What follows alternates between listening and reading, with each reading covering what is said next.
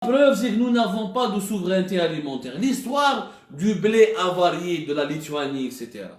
Maintenant, je ne vais pas m'attarder sur les aspects logistiques et commerciaux de cette affaire parce que nous n'avons pas encore toutes les informations qui nous permettent de prendre position. احنا ما نهضرش في البلبله، انا ما رانيش بيروكي نروح نعاود بلوتو واش يقولوا الصحافه الجزائريه صحافه الزرناجيه. حنا كي نبحثوا on fait des recherches, on cherche des preuves, on cherche des documents, après on se positionne et on s'exprime. Sur cette affaire qui a été politisée,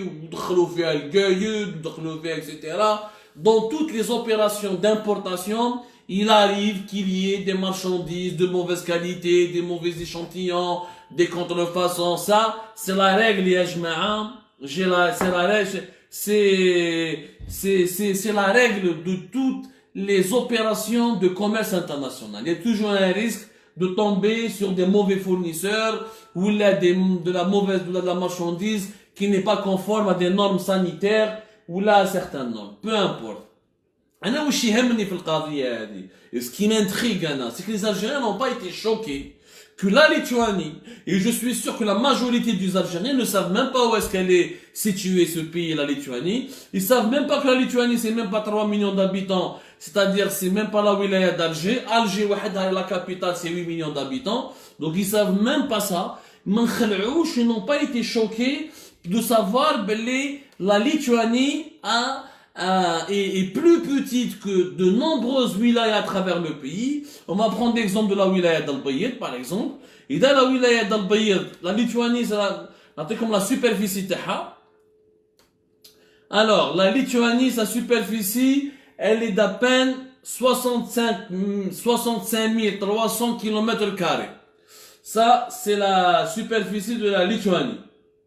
Je sais pas que tu vous fais apparemment il y a des problèmes d'internet, de connexion. Il y a des petites coupures les jma'a, je suis désolé, certainement on nous signale, certainement on nous sabote, certainement on nous veut du mal, certainement on veut nous empêcher de parler.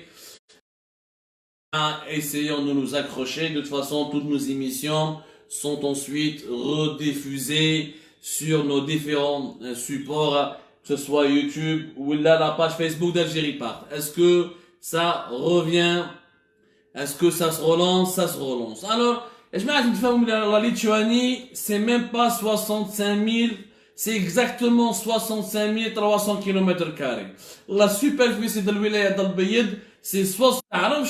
Mais la Lituanie, depuis 2014, ce petit pays a réussi à devenir le 4e exportateur européen de blé. Et notamment de blé tendre. Retenez bien la différence entre blé dur et blé tendre. La différence va peser beaucoup pour comprendre les enjeux de la souveraineté alimentaire, qui est un sujet plus important que les poumons de Monsieur Tebboune, que son bras, que ses lèvres là, ses yeux, dont on s'en contrefout royalement, parce que notre pays existe avant Tebboune, existera après Tebboune, et après ses enfants, et après ses petits-enfants. J'espère qu'il ne disparaîtra pas à cause de l'absurdité et du sous-développement de notre peuple et de son inconscience et de notre incapacité, nous les Algériens et les Algériennes, à développer ce beau pays qui, s'il était entre les mains bénites ou là des mains travailleuses de Japonais ou de Chinois ou là d'Allemands, je suis prêt à parier 5 millions de dollars que l'Algérie aurait été un paradis. Mais donc la souveraineté alimentaire, ya jma'a, la Lituanie est l'exemple de la réussite parfaite de la maîtrise de la souveraineté alimentaire. La Lituanie, ya jma'a, qui est l'Union soviétique à la fin du début des années 90, 91, 92, elle prend son indépendance, elle était complètement ravagée par les dégâts du socialisme et les dégâts du communisme. La Lituanie, elle a fait une politique agricole, à partir de 2014, 4e exportateur de blé, juste après la France, la Roumanie, l'Allemagne, et elle s'est retrouvée au 4e. Il y a même des années, en 2017 ou 2018, si je ne me trompe pas, la Lituanie a même dépassé les exportations françaises. La France, c'est le premier exportateur de blé en Europe et l'un des plus gros exportateurs de blé. La Lituanie, comme tous les autres, les pays baltes, ils sont 3. On les appelle les pays baltes parce que c'est pas loin de la mer Baltique. C'est au nord de l'Europe, pas loin de la Russie et de la Finlande. On les appelle les pays baltes. Il y a la Lituanie, il y a la Lettonie, il y a l'Estonie. Tous les trois pays ne dépassent même pas les 6 millions d'habitants. Donc c'est vraiment des petits pays. La surface agricole utile, la capacité, toutes les terres arables, cultivables en Lituanie, sont très petites. Et 1,12 million de hectares, c'est-à-dire plus de 49% des terres agricoles en Lituanie sont consacrées aux céréales-culture ou à la culture du blé, plus exactement. On appelle ça la surface des céréales, c'est pratiquement plus de 49%. Comment la Lituanie, le petit pays, est devenu comme ça une puissance agricole, quatrième parmi les 4-5 premiers exportateurs européens de blé. Parce que depuis la fin des années 90, la Lituanie fait comment je peux me développer. Je peux pas faire de l'industrie comme en Pologne, je peux pas attirer les usines allemandes qui m'ont en Slovaquie ou là qui m'ont en Hongrie, je peux pas faire de l'électronique ou là faire de l'industrie lourde, mais je suis un petit pays. Grâce à ils ont des capacités en agriculture. Où je dis le gouvernement de la Lituanie, je trouve le petit pays et cette grande Algérie qui n'a malheureusement, 70% de notre blé, il est importé. 70% de notre blé, il est importé. Nous ne produisons que 30% du blé que nous consommons. La Lituanie, la fin des années 90, ils ont décidé, 81, 97, 98, de pousser et d'encourager leurs agriculteurs. En termes plus clairs, ils ont décidé tout simplement d'encourager leurs agriculteurs avec des politiques de subvention pour leur permettre d'exporter leurs marchandises. Comme c'est un petit pays, mais c'est un petit pays de 3 millions d'habitants. Donc notre agriculture, on doit l'axer sur les exportations. Et ils ont subventionné. Mais des grandes exploitations agricoles, qui m'a fait le Brésil, qui m'a fait l'Inde, qui m'a fait l'Éthiopie, ou comme l'Argentine. L'Argentine et le Brésil, c'est en ce moment, ils sont cités en exemple quand on parle de puissance agricole. Ça, c'est des pays qui peuvent exporter. Mais des rouges qui m'a l'Argentine ou le Brésil, des exploitations agricoles petites, la moyenne c'est 5 hectares. Ils ont décidé de soutenir les agriculteurs, ils ont 5 hectares. Ça fait les 5 hectares, on lui donne tous les moyens nécessaires pour avoir une bonne production agricole. Même il va dégager un surplus, ou le surplus, il va à l'étranger pour être exporté. Naturellement, ils ont axé leur stratégie sur les céréales, ils ont axé leur stratégie sur les produits laitiers, comme les fromages, etc. Ou ils ont axé leur stratégie sur certains légumes, notamment. Mais surtout les céréales, le lait et les produits laitiers. On est de la politique, puisqu'à partir des années 2014-2013, où ils pouvaient exporter vers l'Arabie Saoudite, vers l'Iran, vers l'Égypte. L'Algérie n'est pas le premier pays qui a acheté du blé lituanien. Nous avons l'Arabie Saoudite qui en a acheté, l'Iran et l'Arabie Saoudite, pratiquement 1,2 million de tonnes entre 2012 et 2013. L'Arabie Saoudite, entre 2012 et 2013, plus de 200 000 tonnes en moyenne. L'Arabie Saoudite est d'ailleurs l'un des clients les plus importants de la Lituanie. Donc là, de la Lituanie, une stratégie, ils ont calculé, c'est quoi le développement? Il y a un grand économiste qui un jour dit, un pays se développe quand il utilise ce qu'on appelle ses avantages compétitifs.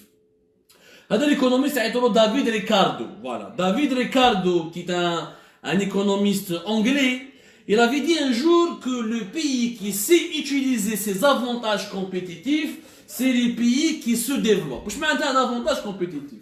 Par exemple, David Ricardo, entre le 18e et le 19e siècle, il a pris la comparaison bien l'Angleterre et le Portugal. Portugal, il était fort en agriculture. L'Angleterre était forte en industrie. Parce que d'ailleurs, la révolution industrielle. Il dit que l'Angleterre est devenue un pays riche parce qu'elle a su exploiter sa force, son avantage compétitif, c'est-à-dire d'avoir une main-d'œuvre qualifiée avec laquelle elle peut faire de l'industrie.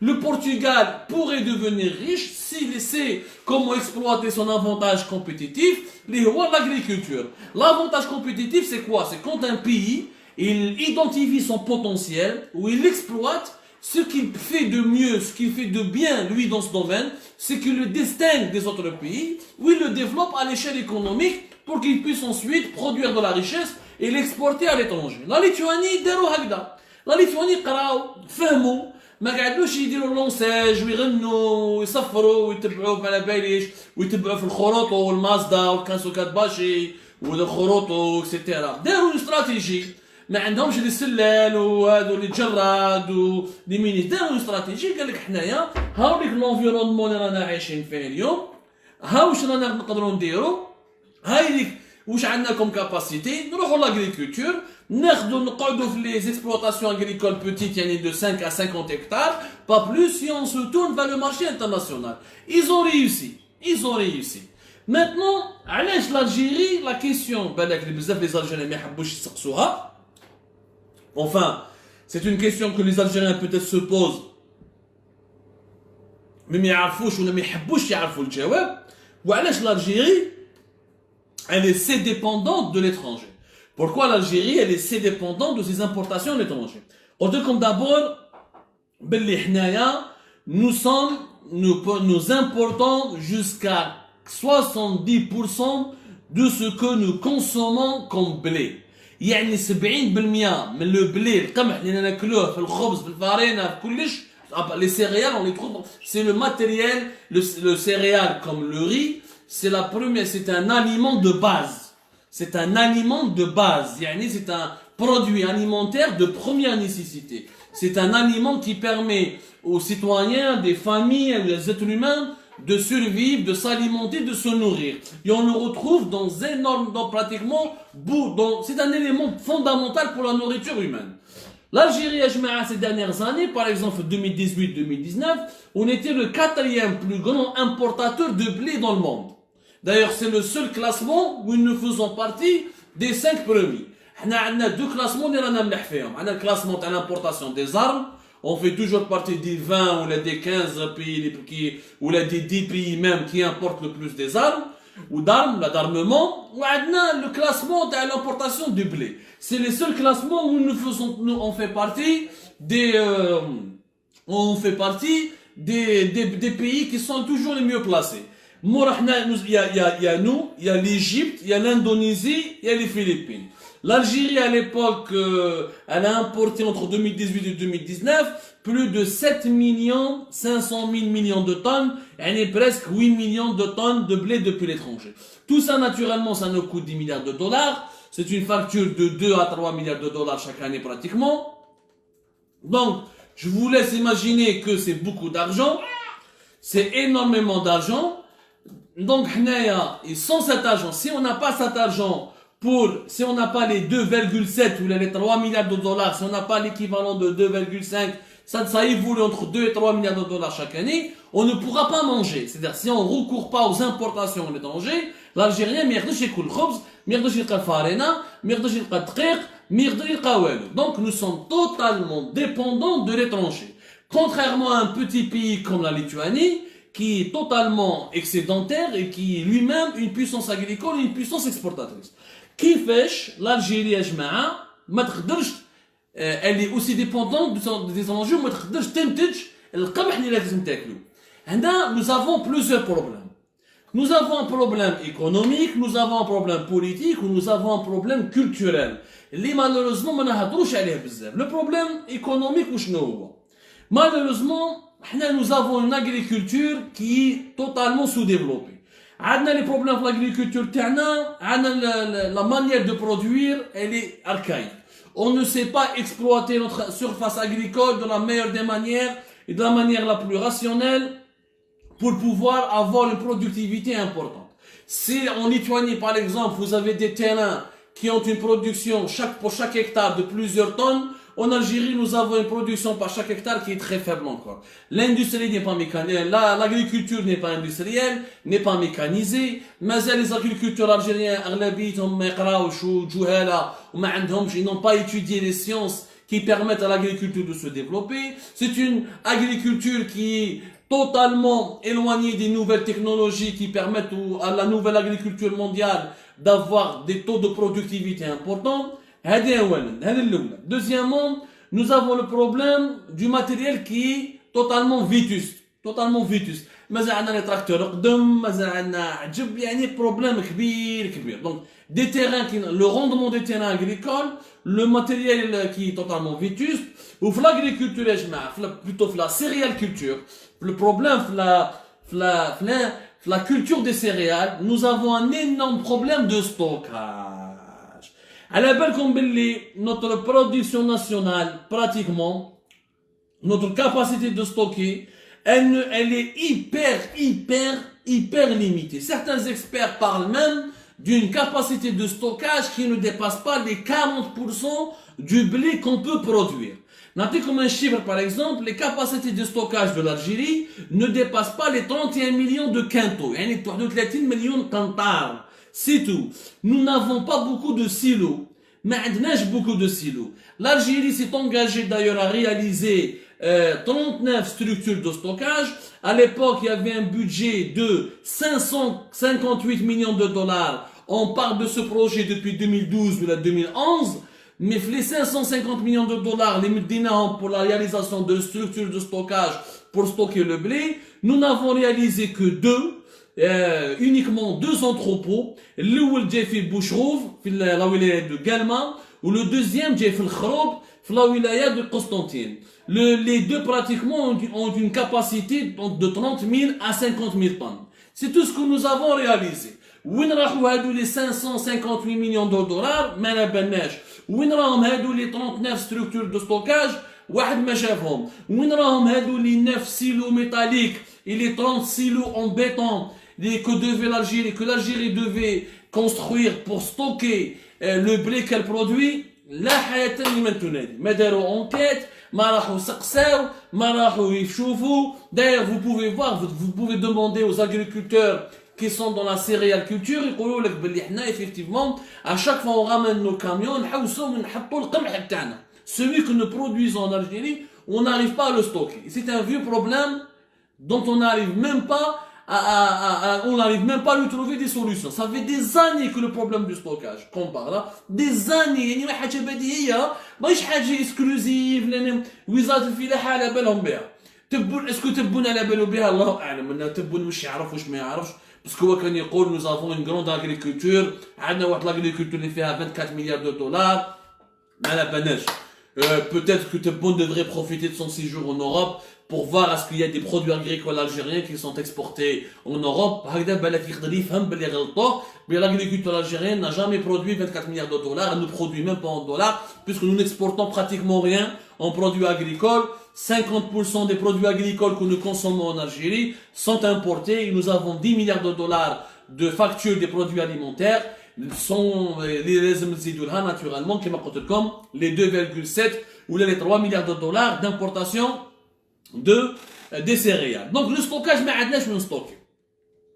عندنا فلاحة قديمة, فلاحين مساكن ماشي قاريين, ماشي sont pas formés, très peu d'entre eux utilisent les techniques modernes pour avoir un meilleur rendement et produire davantage et de meilleure qualité. مازال عندنا فلاحه يقول لك يحرقوا كاين مازال واحد العوايد قدم باغ اكزومبل يحرق لك الارض يقول لك باش العام الجاي تكون الارض هذه تكون خصبه يعني سخا بلو فيرتيل la pratique de la culture en jachère où il y a 10 millions d'hectares en Algérie qui sont laissés en jachère. الفلاحين ما يخدموهمش, يقول لك خليها بور عام ولا عامين باش لكن جينا نحفرها من عامين ولا 3 سنين تكون خصبه اكثر. يعني ديك خويونس اركايك شغل فلاحه تاع القناز تاع السحارين وقزانات فلاحه قديمه. Nous sommes encore dans le Moyen-Âge au niveau de l'agriculture, excepté quelques agriculteurs, quelques exploitations privées modèles, يعني qui se sont mis à la page un peu de développement. Tout le reste يا جماعه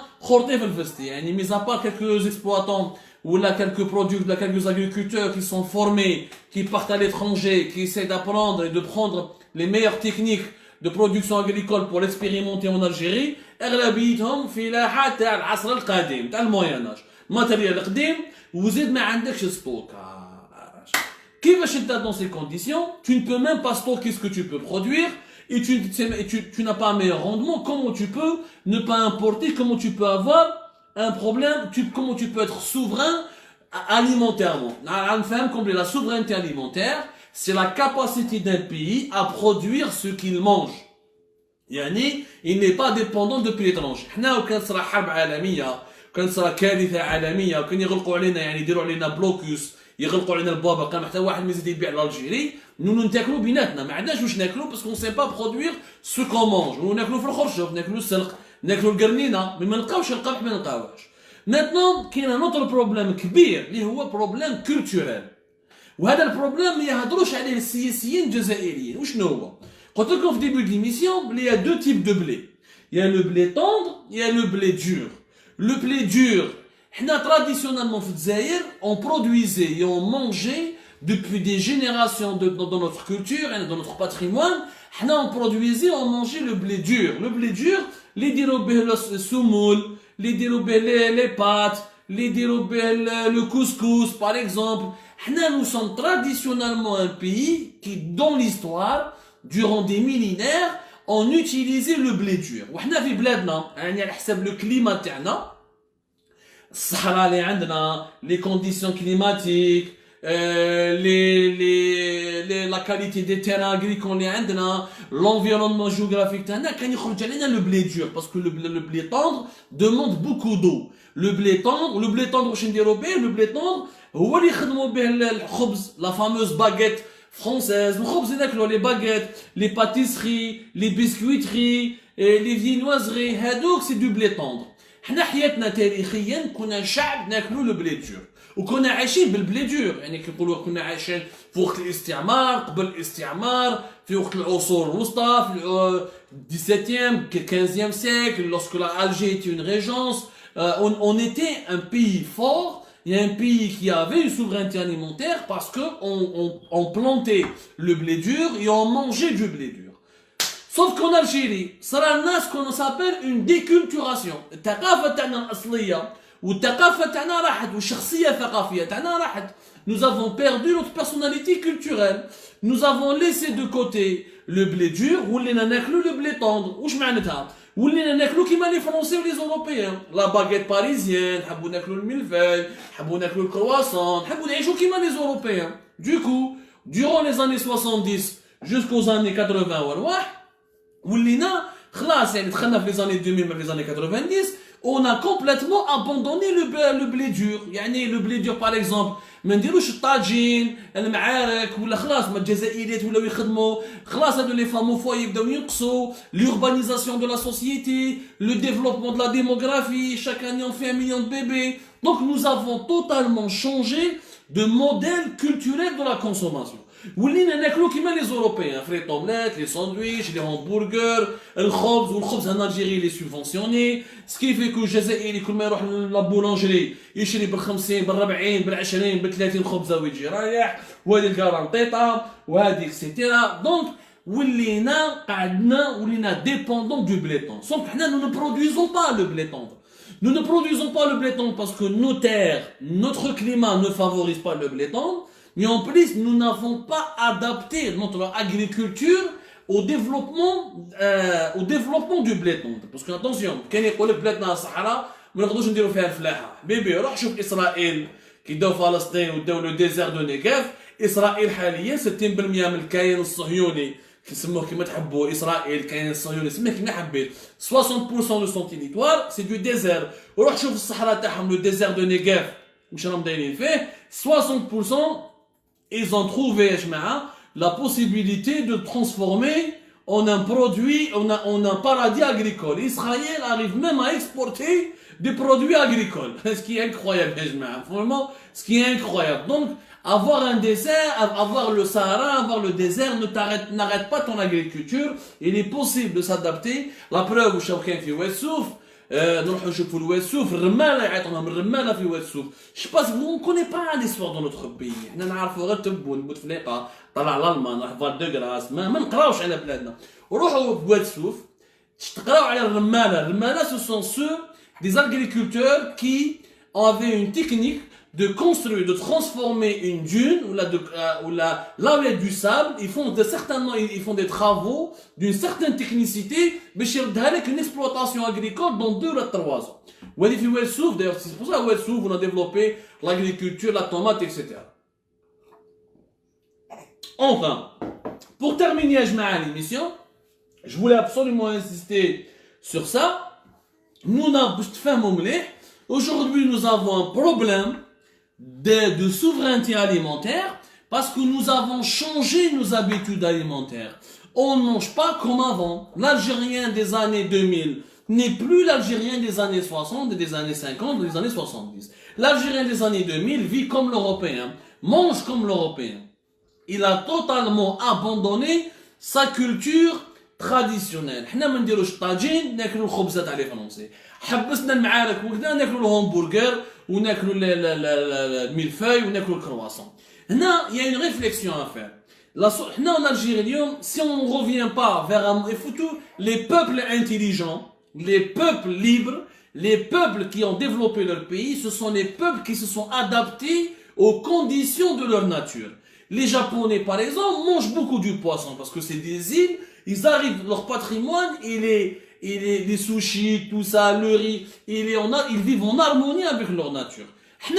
On s'inspire de ces pays-là et on essaye de vivre en harmonie avec notre nature. On arrive peut-être à revenir, le blé dur. On va faire la dépendance vers le blé tendre. Il nous faut dépenser chaque année près de 3 milliards de dollars.